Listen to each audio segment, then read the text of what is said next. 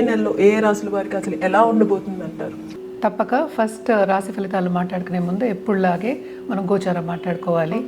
అందరికీ తెలిసిన విషయం, అంటే అందరూ యూట్యూబ్ బాగా చూస్తున్నారు అండ్ ఆల్సో ఏఐ వచ్చేసింది, అన్నీ వచ్చేసాయి కనుక అవేర్నెస్ అనేది పెరిగింది ఆస్ట్రాలజీ మీద.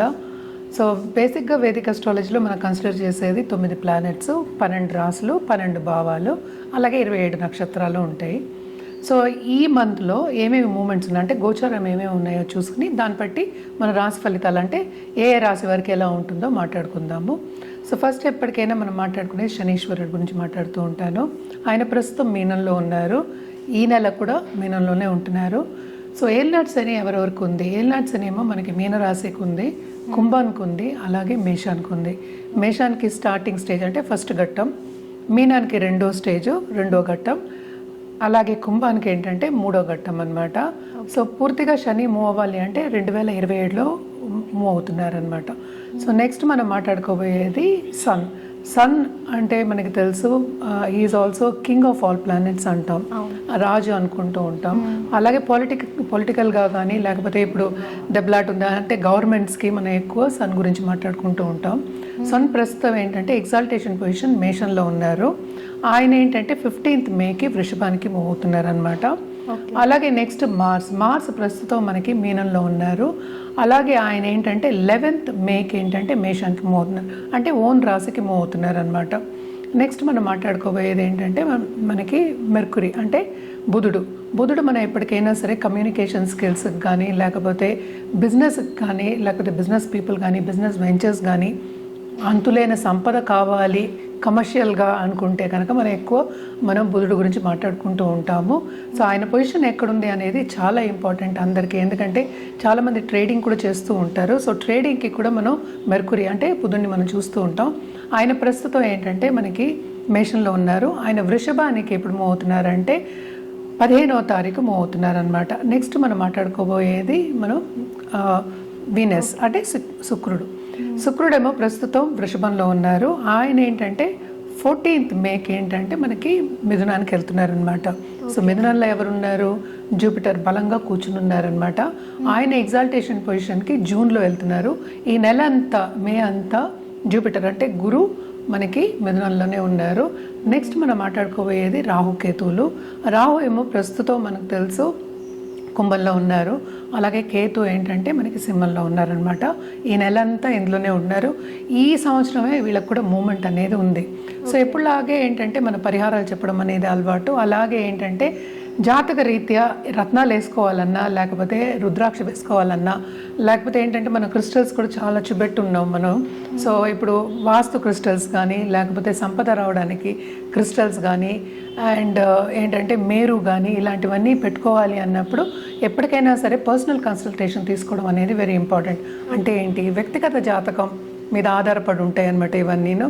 సో వ్యక్తిగత జాతకం పరిశీలించుకున్న తర్వాత ఒక రత్నం కానీ లేకపోతే లెట్స్ ఏ రుద్రాక్ష కానీ లేకపోతే ఏదో ఒకటి ఇప్పుడు మనం ఇవ్వడం అనేది జరుగుతుంది. అలాగే పూజలు చేయించడం కూడా మనం చేయించి ఇవ్వగలం. అంటే జపాలు చెప్తూ ఉంటాము, ఏ పూజలు దేనికి చేయాలి, ఎందుకంటే ఇవంతా ప్లానటరీ ఎనర్జీని బ్యాలెన్స్ చేయడానికి మనం చెప్తూ ఉంటాం అనమాట.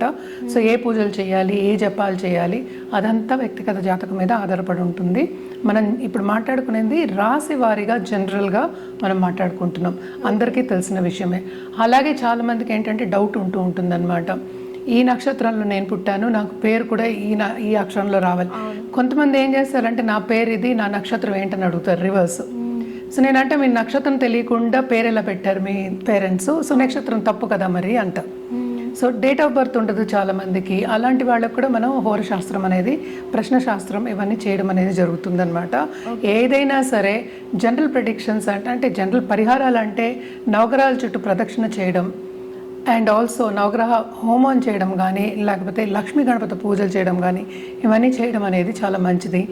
బట్ ఎందుకు నేను కొంచెం తక్కువ చెప్తున్నాను అంటే ఎప్పటికైనా సరే ఆధ్యాత్మికంగా మనం ఎదగాలి అంటే ఒక జపం మనం చేసుకోవడం కానీ లేకపోతే ఒక మంత్రం మనం చేసుకోవడం కానీ లేకపోతే మెడిటేషన్ చేసుకోవడం కానీ లేకపోతే ప్రాణాయామం చేసుకోవడం కానీ మంచిది. అండ్ ఆల్సో అందరికీ తెలుసు ఎండాకాలం హైదరాబాద్లో అసలు తెలంగాణ అంతా మాడిపోతుంది, అంత వేడిగా ఉంది, బయటికి వెళ్ళడానికి లేదు. సో పూజల్లో కానీ ఇప్పుడు హోమాల్లో కానీ పాల్గొనడం కూడా కొంచెం కష్టం అవుతుంది, ఎందుకంటే ఏసీ రూమ్లో హోమాలు చేయలేము. సో అందుకోసమని కొంచెం జాగ్రత్తగా ఉండడం, అలాగే ఏమి ఇన్ఫెక్షన్స్ రాకుండా చూసుకోవడం కానీ, లేకపోతే హెల్త్ రీత్యా కొంచెం జాగ్రత్త పడడం కానీ అన్ని రాసుల వారికి చాలా మంచిది.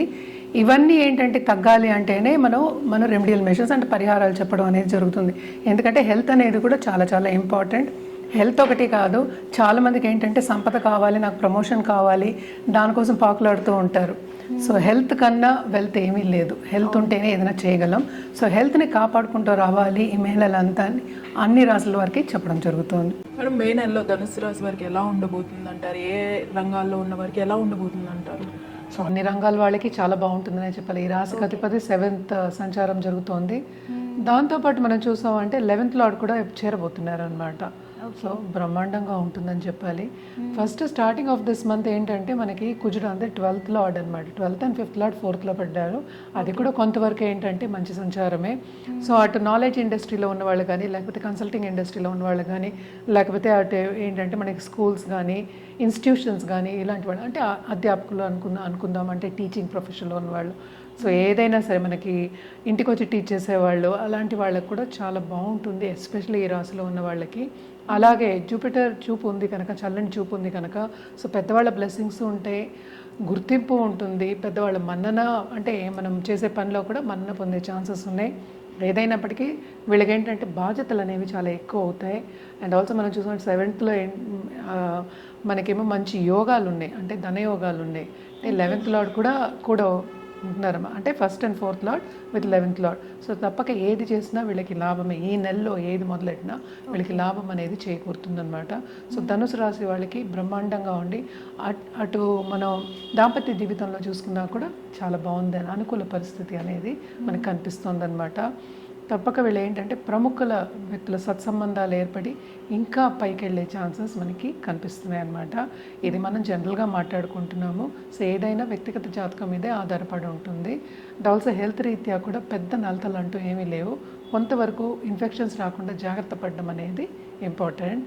అండ్ ఆల్సో మనం చూసామంటే ఇప్పుడు పార్ట్నర్షిప్ బిజినెస్ కానీ, లేకపోతే అటు దాంపత్య జీవితంలో పార్ట్నర్కి కానీ చాలా బాగుండే సిచ్యువేషన్స్ మనకి కనిపిస్తున్నాయి అన్నమాట. అంటే అనుకోని సంపద వాళ్ళకి వచ్చే ఛాన్సెస్ అనేవి మనకి ఎక్కువ కనిపిస్తున్నాయి అన్నమాట. సో అటు కెరియర్ పరంగా, అటు ఫైనాన్షియల్ పరంగా, అటు మనం చూసామంటే మనకి రిలేషన్షిప్ పరంగా, హెల్త్ పరంగా కూడా వీళ్ళకి ఈ మంత్ చాలా బాగుంటుందనే చెప్పుకోవాలి.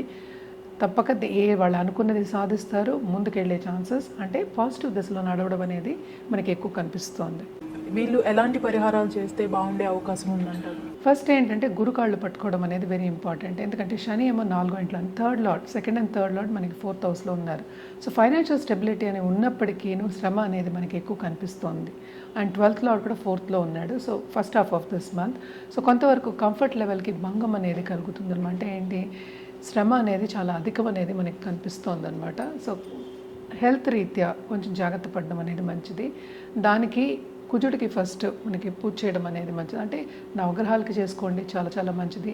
అలాగే గురుకాళ్ళు అంటే ఏ గురువు అయినా సరే గురు టెంపుల్కి వెళ్ళి, మీరు కొలిచే గురువు అనుకుందాము, థర్స్డే గురు టెంపుల్కి వెళ్ళి తప్పక సేవించుకోవడం అనేది మంచిది. అన్నదానం చేయండి ఆ రోజు, అట్లీస్ట్ ఒక 10 మందికి, ఇంకా మంచిది. వృద్ధాశ్రమంకి వెళ్ళి చేసినా కూడా చాలా మంచిదే అనమాట. మన రుద్రాక్ష విషయానికి వస్తే కనుక తప్పక వీళ్ళు పంచముఖి వేసుకోవచ్చు, దాంతోపాటు నవముఖి వేసుకోవచ్చు, దాంతోపాటు ఏకాదశముఖి కూడా వేసుకోవచ్చు అనమాట. ఏదైనప్పటికీ జాతక రీత్యా చెప్పడం అనేది జరుగుతుంది. ఫస్ట్ జాతకం పరిశీలించుకున్న తర్వాత ఏది వేసుకోవాలి అనేది చెప్పడం అంటే ప్రిస్క్రైబ్ చేయడం జరుగుతుంది. దాన్ని బట్టి వేసుకోవడం అనేది ఇంకా మంచిది ఎవరికైనా సరే. సో జాతకం చూసుకోవడం అనేది ఫస్ట్ స్టెప్ అనమాట, అంటే పరిశీలించుకోవడం ఫస్ట్ స్టెప్. అండ్ ఆల్సో మన కలర్స్ విషయానికి వస్తే కనుక తప్పక వీళ్ళు క్రీమ్ కలర్ నుంచి అటు క్రీమ్, గోల్డ్ అండ్ ఎల్లో వేసుకోవడం అనేది చాలా మంచిది. It's a very good combination. ఈ కాంబినేషన్ ఎవ్రీ థర్స్డే వేసుకుని చూడండి, చాలా చాలా మంచిది. అలాగే జాతి రత్నాలకు వస్తే అటు పుష్యరాగం ఇస్తాం, అలాగే కనక పుష్యరాగం కూడా ఇవ్వడం జరుగుతుంది. సో ఏదైనప్పటికీ జాతక రీత్యానే పరిశీలించుకుని వేసుకోవడం అనేది ఎవరికైనా సరే చాలా మంచిది.